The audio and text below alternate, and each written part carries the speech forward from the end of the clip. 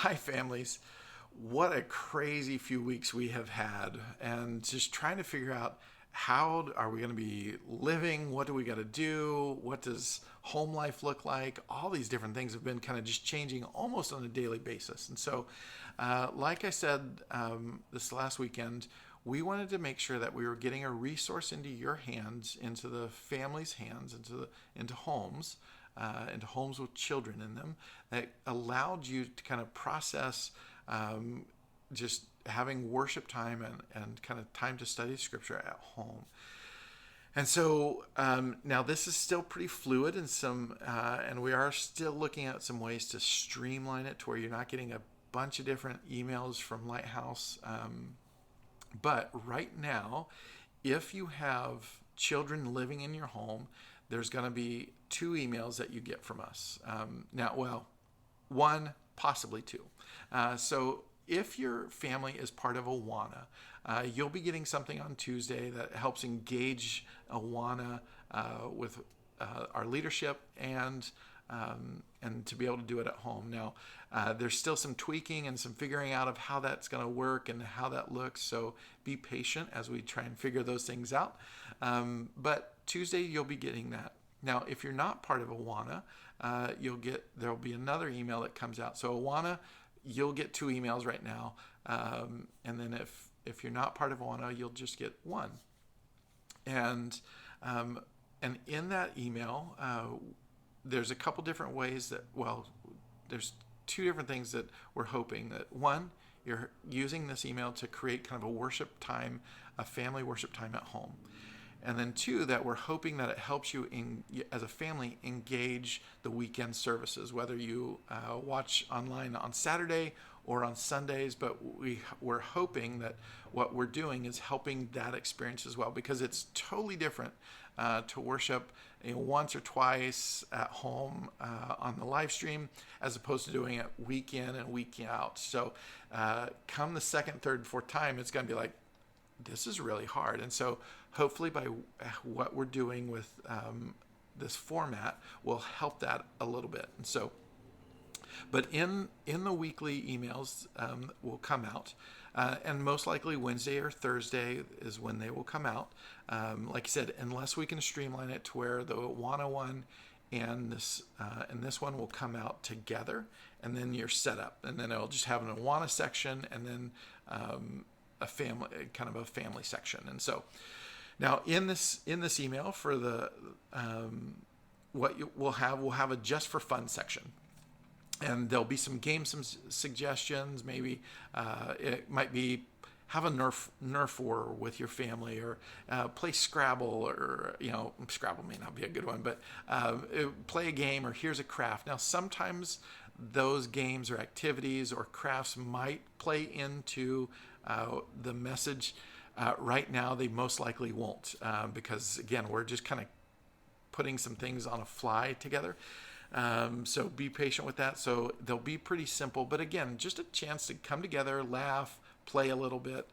And then the next section will be some worship songs. And we're going to try to have the worship songs that will be sung on the weekend. Our hope in that is, one, it allows you as a family to worship together.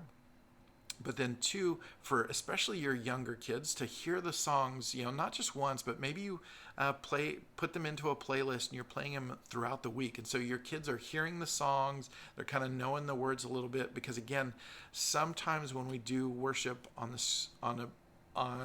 through the live stream, sometimes we're able to have the words on there, sometimes we're not. And so but that way you'll have the songs. If you want to, you can print off like lyric sheets. You can go to YouTube, or not YouTube, but to Google, and just type in the name of the song, and a lot of times you can get the lyrics. Maybe you can, for the next week or two, you can at least have the lyrics with you. Again, it helps especially the younger kids engage in the singing. And then also be able to engage in the worship come the weekend. Then the next section after the songs will have kind of the message, and so what we're going to be doing is going along with what's going to be preached. And so this coming week, 1 John 3:11 through 16 is what Pastor Paul is going to be going over, and so that's what we're going to be encouraging you to read and to as a family, and then after that, there'll be a memory verse section. We want to really encourage you guys to be memorizing just what we see as a kind of a really cool verse in that. Really, just take some time as a family. Be challenged to kind of start learning how to memorize and really set that into our spirits, into our souls. And then the last section will be kind of just 3 simple questions. Now, these, like I said, are very simple questions, but the questions can be asked no matter what phase you have as far as kids in the home. And so you might have a younger elementary age kid, but then you also have a middle school age kid and maybe a high school age kid. And so these 3 questions can be answered no matter what phase your kid is in. Now, how they get answered is a little bit different, but simple questions. So like your first question is like, after you've read the section and even kind of gone over the memory verse, but maybe you reread the section again and say, okay, what do I observe? What do we observe happening in this? Like, what are the things we see going on? So that first question is all about observation. For your younger kids, on this one, it's going to be, we should love one another. Awesome. They might even say, well, we shouldn't murder somebody, because it does talk about Cain. And so that might be something they observe. But where your older kids might be able to really wrestle with some things, there's a cool little verse in there that, hey, the world might hate you because you're a Christian. Like some of our older kids, middle school kids, they've already begun to experience that, and that's something that they might observe. Like, yeah, that's true. But that first question is, what do we observe going on? Second question is, what are the principles that we can learn from this? And so, again, this one's all about love, loving one another, being kind. So that plays into being kind, not my way only, that I got to think of others. And so there's a lot of different principles that we can take. And then the last question is, how do we apply these things to our life? And how do we especially apply these principles to our life? And so, again, depending on the phase of your kid, the ages of your kids will determine how that gets played out and how complex it gets. Your younger kids, very simple: love, kind, don't murder, and then the applying, again, the younger kids will have a harder time applying it, because that's just how younger kids are. But as they begin to get older, they'll be able to figure out how to apply. Now, because we're living in a very strange time right now, it might be hard at first to think, how do I apply this? Because I'm in quarantine. But we can still learn how to love our brothers and sisters and things of that nature. So, and again, the hope is that this helps you, so when the weekend comes, you've wrestled with it a little bit as a family, and then therefore it's easier to engage in the family room watching the sermon. Now, the last part of this video, and I know it's going a little bit long, but I want to just encourage families, especially with younger kids. Your family might be we sit down, we sit still, we sit quiet, and we watch the sermon. If that's your family, awesome, go for it, great. But if you've got squirrelier kids and they're just like, I've got to go to the bathroom, like, it's okay to let them go to the bathroom. It's okay to maybe have some coloring things or some Legos, and maybe they're building some Legos while the sermon is taking place, or then maybe they're even coloring while the sermon's taking place. Like, it's okay to have those kind of things. It's okay to press pause on them as well. Like, it's okay to do those kind of things. What we do want to try to discourage, though, is that a lot of activity is going on. Like, the more distracted we are, like say, well, I'm gonna fold some laundry while the sermon's going on, and I'm okay with that happening occasionally, but that does mean that our attention is off of it. And again, we're trying to set some examples for our kids, like, oh, I can sit here and watch this and try and learn. I'm taking notes maybe, or things of that nature. But again, for our younger kids, it's okay to let them kind of engage in different ways.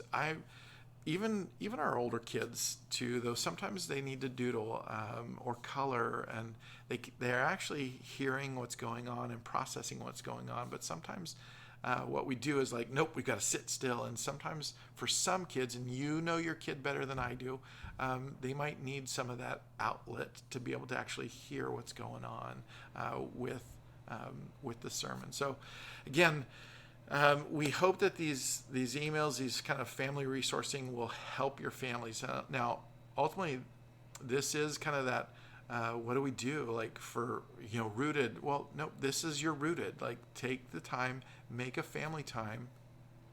For the kids that don't have Awana, like just use this time for kind of youth group, and for for a midweek program. And for high school, if you do have a high school student, Jared is going to be working on some ways to engage with your students outside of this email as well, and outside of this family time. But again, as a family, we hope that you are engaging them, your kids. You're engaging with their spiritual journey, and it's challenging you and it's challenging them. But again, when the weekend comes, it's a chance for the whole family to come together and really grow together and be encouraged by what you've heard and what you're hearing and things of that nature. So again, what a crazy time. God has us. There's no question about it.